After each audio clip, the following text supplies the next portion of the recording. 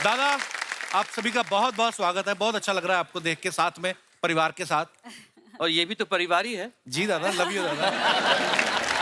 अच्छा, आप सब जानते हैं सचिन दा को, आप देख रहे हैं कई सालों से एज ए चाइल्ड आर्टिस्ट इन्होंने काम शुरू किया था, है ना, एक्टर के तौर पे। और नदिया के पार में ये ताजा ताजा जवान हुए थे। और तब से लेके आज तक ये ताजा भी हैं और जवान भी हैं। देखो, तालियां बनती हैं इनकी फिटनेस पे।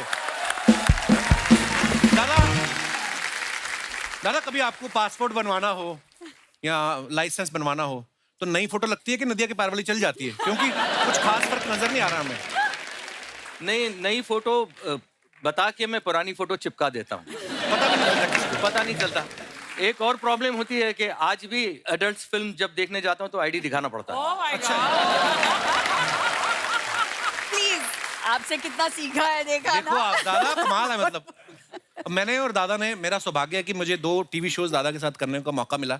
एक में दादा जज थे और मैं होस्ट करता था। कागजों में होस्ट था, लाइनें सारी जूही बोल जाती थी। तो एक म्यूजिकल शो था जिसमें मैं और दादा हम पार्टिसिपेट कर रहे थे। दादा, उस समय आपने सोचा था कि जिस आदमी के साथ मैं कम्पीट कर रहा हूँ एक दिन उसके शो में फैमिली के साथ जाऊंगा? बिल्कुल ही नहीं सोचा था मैंने, क्योंकि इतना ज्यादा मैंने एक्सपेक्ट नहीं किया था। दादा, एक अंदर की बात है। नॉर्मली क्या मैम, 2 एपिसोड होते थे हमारे, ना सुबह 7 बजे शुरू हो जाता था और दूसरा एपिसोड जो फिर शाम को होता था, तो दूसरे में सब थके थके होते थे। हाँ। दादा का उल्टा था। अच्छा, दादा दूसरे में बड़े एनर्जेटिक हो जाते थे। दादा, उसका क्या रीजन था? क्या है, अगर ये बात कपिल ने खोली है तो मैं पूरी तरह से खोल दूं। जी। सेलिब्रिटी शो था वो, हाँ। कि सेलिब्रिटीज कैसे गाते हैं। अच्छा, मैं कहता था मेरा गाना जो है वो पहले एपिसोड में ले लो ताकि मैं फ्री हो जाऊं और बैठ जाऊं, क्योंकि बाकी दूसरे एपिसोड में दूसरों के गाने सुनने के लिए मुझे बैठना तो पड़ता है। जी। तो इन लोगों के गाने मैंने कहा ये सब जूनियर लोग हैं, इनके गाने आप बाद में रख लीजिए, मैं पहले गा देता हूँ। तो पहले मैं गा के बैठता था और ये जब गा रहे होते थे तो मैं अपना मिनिएचर निकालता था। अच्छा देखिए, मिनिएचर निकालने का हक मुझे पूरा है, क्योंकि मैं भी किसी मिनिएचर से कम नहीं हूं।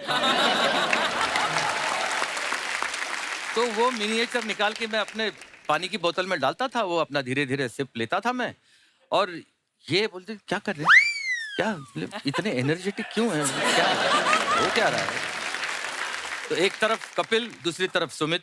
हाँ। अच्छा, हाँ, क्यों दोनों के आपस में घुसर पुसर, ये इतना ज्यादा क्या एनर्जेटिक? कभी कभार कान में ये बोलते थे कि "ए, बुड्ढे को क्या हो गया है इसको?" तो मैंने उन दोनों को बिठाया, बोला कि देख, तुमको भी अगर एनर्जी चाहिए तो मैं दे सकता हूँ। क्या अच्छा क्या है? तो मैंने उनको बोला ये ले पानी। मैंने कहा पी तो सही। तो कपिल ने अच्छा, ये तो बहुत अच्छा वक्त बिताया है हमने साथ में, बहुत फॉन्ड मेमोरीज हैं हमारी।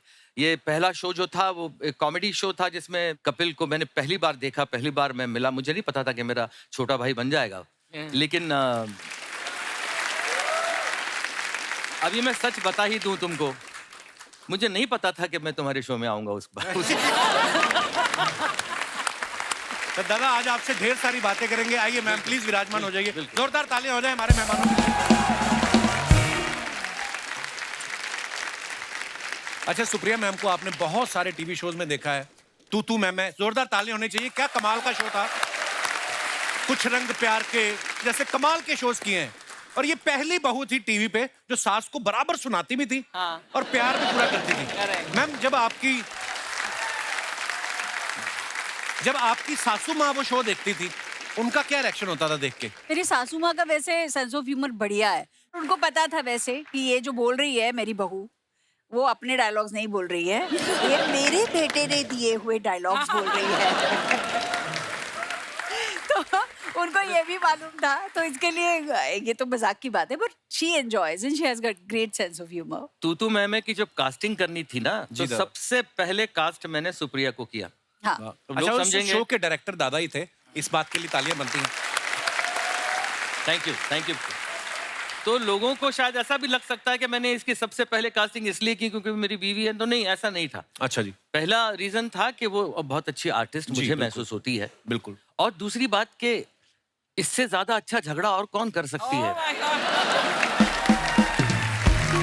अच्छा, ज्यादातर आप देखो जो हस्बैंड वाइफ की तू तो मैं होती ना, तो जो तू होती है वो सारी वाइफ की होती है, मैं हस्बैंड की होती है।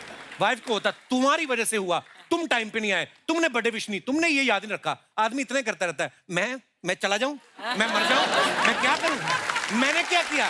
तो तू मैं तो बड़ा कमाल का सीरियल था वो। अब मैं इनकी सुपुत्री की बात करूं, आपने इनको बाखूबी जानते हैं, इनको आपने देखा है, और बड़े कमाल की वेब सीरीज जो मिर्जापुर में मैंने आपको पहली बार देखा था, बड़ा कमाल का काम करती हैं। आप Thank चाहे you. तो आप पहले भी आ सकती थी हमारे शो पे, है ना? हाँ, मेरे ख्याल से हम तीनों पहली बार साथ में किसी शो पे गए हैं। हाँ, और आपका शो है सो शुक्रिया, थैंक यू। अच्छा, लोगों को आज कोई नेशनल अवार्ड मिलता है ना किसी एक्टर को, तो बड़े गर्व की बात होती है। दादा ऐसे इंसान है, इनको 4-5 साल की उम्र में, दादा कितने साल के थे जब आपको पहला? 5 साल। 5 साल की उम्र में नेशनल अवार्ड, वाओ। अच्छा, 4-5 साल के बच्चे को तो पता नहीं होता नेशनल अवार्ड क्या है या दूसरा कोई भी अवार्ड क्या है, उनको तो चॉकलेट टॉफियां अच्छी लगती हैं। तो दादा जब आपको अवार्ड मिला, आपने पूरी तरह खोल के देखा कि बीच में कहीं चॉकलेट भी आएगा नहीं? क्या चल रहा था आपके दिमाग में उस समय? नहीं, वो क्या था पता तो था नहीं कि मैं क्या मुझे मिल रहा है और मैं क्या लेने जा रहा हूँ। और हमारे जो second president of India doctor Sarvepalli Radhakrishnan ji, उनके हाथों से मिलना था। वाह। और जब मेरा नाम अनाउंस हुआ तब उन्हें लगा कि 10-12 साल का कोई बच्चा आएगा, लड़का, और लेगा। ये 5 साल का इतना पिद्दू, वो आ रहा है स्टेज पे, तो राधाकृष्णन जी थोड़े से सरप्राइज भी थे, प्लस स्टेज पे पंडित जवाहरलाल नेहरू जी बैठे हुए थे। अच्छा, वाह। तो नेशनल अवार्ड में होता ऐसा है कि एक दिन पहले रिहर्सल होती है, अच्छा जी, और वाहिद ऐसा अवार्ड फंक्शन है आज भी इंडिया में जो डिक्लेयर्ड अवार्ड्स होते हैं। हाँ। कोई नॉमिनेशंस नहीं होते। तो इस वजह से सारे अवार्डीज को पहले बुलाया जाता है, एक दिन पहले। इसकी सारी रिहर्सल, आपकी सीट कौन सी होने वाली है वो भी आपको एक दिन पहले पता चलता है। जी। मुझे क्या पता भाई ये सब कुछ क्या है। 5 साल का था मैं, मेरी माँ और मेरे पापा दोनों थे साथ में, मैं तो बैठा था मैं वहां पे। तो अल्टीमेटली वो मेरा नाम आया और मैं स्टेज पे चल के गया अकेला। अच्छा जी। तो डॉक्टर सर्वपल्ली राधाकृष्णन हंस के देख रहे थे मुझे कि अरे ये इतना सा छोटा सा।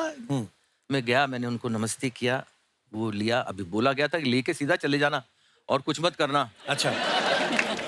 तो मैं वो लेके भाई अपना जा रहा था, तो एक आवाज आई, सुनो। रुक के देखा तो आवाज पंडित जी की थी। अच्छा जी, नेहरू साहब की, वाह। तो मैं मुड़ा, यहाँ आओ। तो मैं उनके पास गया, उनके पैर छुए, उन्होंने मुझे अपनी गोद में बिठाया। अच्छा जी। और जो पूरी जैकेट पहनी थी उन्होंने जी, उसमें एक गुलाब का फूल था। हाँ, हमेशा लगाते थे। हाँ, वो निकाला और मेरी शेरवानी पे लगाया वाह, बड़े मोमेंट।